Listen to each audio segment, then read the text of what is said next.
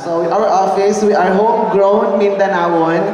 We are from Davao and we are proud to say that we are the first and the only to have this digital mobile planetarium in Mindanao. Okay, I'm getting questions about what we're going to be presenting. This is all about astronomy nga pala. Kasi some people, most people make the mistake of associating astronomy with astrology.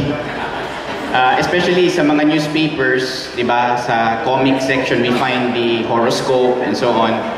I just want na mobile science exhibits. Anong difference niya? Okay, so I think you're referring to other planetarium.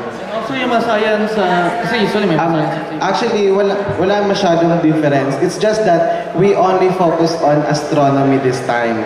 But in the next few years, siguro, hindi lang astronomy yung focus ng Voyager. But for now, yung Voyager is on a mission of astronomy awareness, especially to the audience. mag-progress po ng imong interest, mag-start ka siguro with the so-called binoculars, and duha ka buok. That would be a simple start to the to astronomy as a hobby. But eventually, you would want to own a telescope.